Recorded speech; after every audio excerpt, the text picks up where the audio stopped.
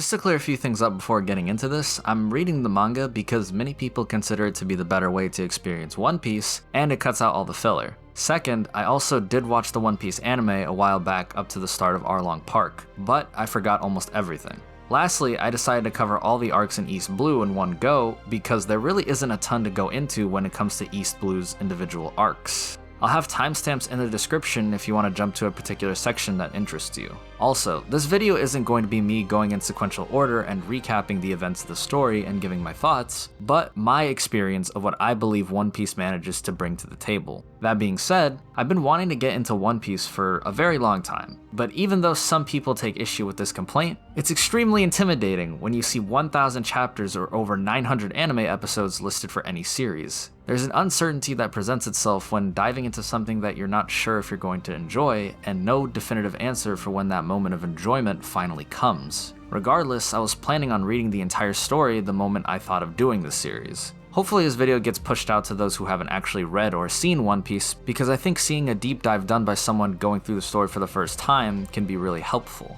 But I can gladly say that despite my concerns, the East Blue Saga ended up being a relatively enjoyable introduction to read. And so this officially begins my journey of losing my One Piece virginity. Honestly, sounds like that could become a light novel title, or maybe even a hentai.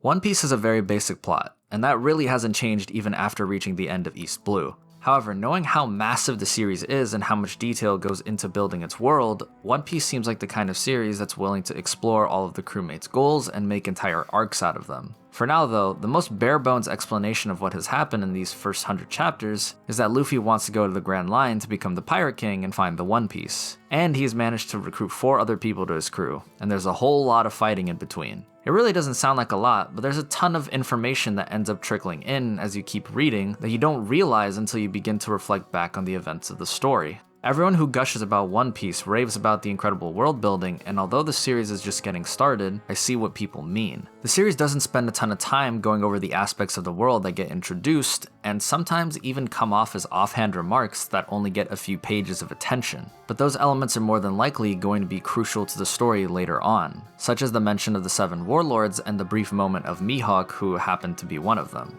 Oda manages to show you just a little bit of what to expect later, and manages to hook people and get them to start theory crafting. However, I still have that feeling that the world is just going to get much larger when they arrive in the Grand Line. Almost all of the arcs in East Blue pretty much have the same formula, and progressively get longer with each concurrent arc.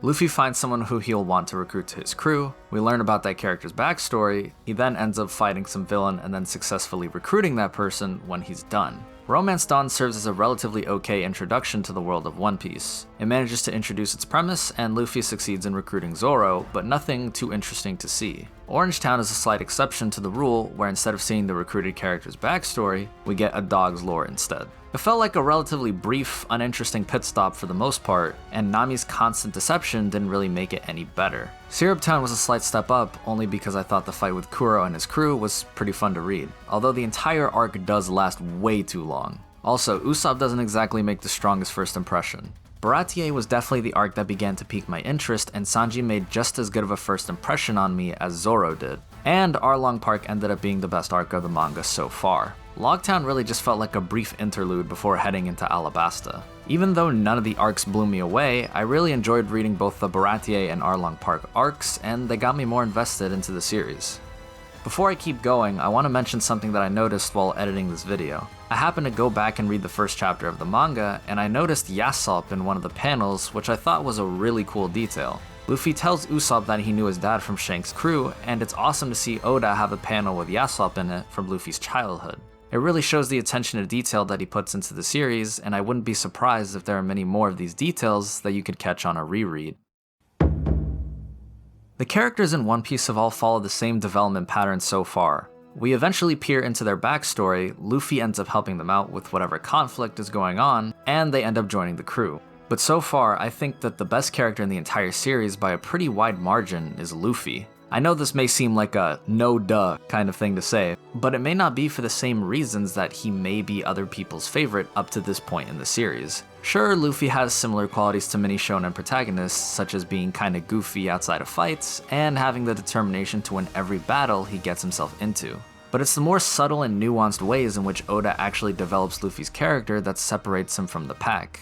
Outside of serious situations, Luffy's the typical dopey shonen main character archetype who always has a knack for getting into trouble. When things start getting more serious is when Luffy's character ended up surprising me. There are many times when Luffy is face to face with a villain that ends up trying to intimidate him by mentioning some amazing feat that they're capable of doing. But he ends up dismantling their attempt at intimidation by just being blunt and telling them that what they just described isn't really that impressive. He doesn't do it because he's prideful or to goad them into attacking him. That's just who he is. Luffy is also able to read people extremely well and understand the dilemmas that they may be facing without needing much context. This is most notable during Arlong, where Nami's adoptive sister offers to reveal Nami's true intentions in exchange for the rest of the crew to leave the island. Luffy simply declines to hear the story and just walks away. At first, it kind of comes off as insensitive, but when you think about it for just a little bit and keep reading, it makes a lot of sense. For starters, he knows that Nami is in a situation that she's struggling to find her way out of, which ends up being confirmed when he starts to destroy the room where Nami was stuck in making maps for Arlong. But it also could be that Luffy knows he only wants Nami to end up as his navigator, so listening to her backstory is irrelevant to him. This pretty much is confirmed when he comes back and sees that Arlong made her cry. Also, Luffy is very aware of the weaknesses that he has and knows that he needs other crewmates to help him. He can't cook, navigate, or do many other tasks, but he'll be the fearless captain that will fight alongside them till the day he dies, with a smile on his face. As for the other characters, I don't really feel the need to spend a ton of time on any of them, as all of their development has been pretty straightforward. My second favorite character of the crew so far is Zoro, although it was a toss-up between him and Sanji. He checks all of the boxes when it comes to shonen archetypes, most notably with his goal of wanting to become the best swordsman in the world. There really isn't a ton to his character at the moment outside of just being a badass, which I do enjoy. I also like how he's similar to Luffy in the sense that he just goes with the flow and laughs everything off. Sanji was a very enjoyable character from the moment he was introduced. To be honest, due to the length of the Baratier arc, Sanji is better written and more fleshed out than Zoro as of this moment. But I'm kind of biased towards Zoro's character archetype. I really enjoyed Sanji's backstory with Zeph, which shows how he ended up becoming a chef in the first place, and where his ideals came from. After that, it's kind of a toss-up between Nami and Usopp for the character that I enjoyed the least. Which is not me trying to imply that both of them are poorly written in any way. Usopp is probably the weakest character of the crew so far in terms of writing, but what kind of annoyed me about Nami towards the start was her inability to see that her actions of stealing from others already put her on the same level as pirates. And when she tried acting like she had moral high ground on Luffy and the others, because she simply wasn't a pirate and stole the Going Merry from them anyway, it didn't make that annoyed feeling any better. I knew she was going to have a rough backstory, and I do like her more now, but I think she kind of deserved learning that harsh lesson of even remotely trusting Arlong's word and not trusting Luffy's crew in the first place. None of the One Piece villains really caught my attention outside of Arlong, simply because he was a fishman and there's some extra interesting lore there. I know there are people who see Arlong as extremely cruel, which makes people rate him highly as a villain. But I just saw most of what he did as typical villain stuff, with the exception of willing to go as far as to kill children who have not been paid for as tribute. Maybe I just have a skewed view due to other series I've seen. Each one of the villains are supposed to be more powerful than the last, but once again, besides Arlong, none of them really felt like they were going to present a legitimate threat to our characters. All of the villains had basic goals about being rich and powerful and relatively bare-bones ideologies, like Krieg's superiority complex developing from his overconfidence in military might. Some of them had pretty cool powers and abilities, like Buggy with his Devil Fruit and Kuro with his stealthy movement, but there's nothing else that's interesting about them. I'm definitely expecting some villains to be much more fleshed out in the future as the world expands. The comedy in One Piece surprised me as I found myself getting quite a few laughs out of it. It feels relatively similar to the kind of slapstick comedy that you see in many shonens, but it's definitely more effective. I think the reason for that is because One Piece as a whole is much more lighthearted, even if characters do have some pretty heavy backstories. And Oda does a pretty good job at transitioning from lighthearted adventure to serious business, and vice versa. As for the dialogue, it's all pretty straightforward and the themes of nakama and loyalty are already apparent. I wonder if the series will be more bold and try to explore more complex themes and ideas, like in Hunter x Hunter. It would be a breath of fresh air to see something like that tackled in another shonen again. For anyone who's trying to get into One Piece and give it a good shot, I think your best bet is to just read the manga and look up the bigger fights of the series on YouTube if you want. I personally have a barrier with watching older animes because the visuals can look outdated, but that effect is kind of taken away when you read the manga.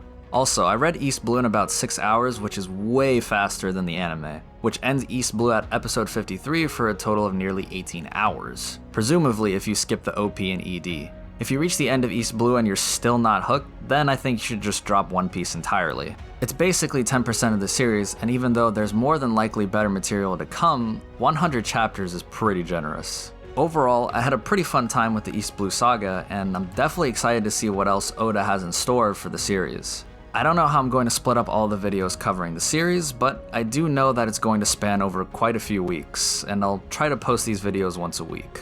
Anyway, that's pretty much it. Thank you guys so much for watching. Please leave a like if you enjoyed the video, subscribe, all that good stuff, and comment your thoughts on the video down below. Once again, thanks for watching, and I'll see you next time.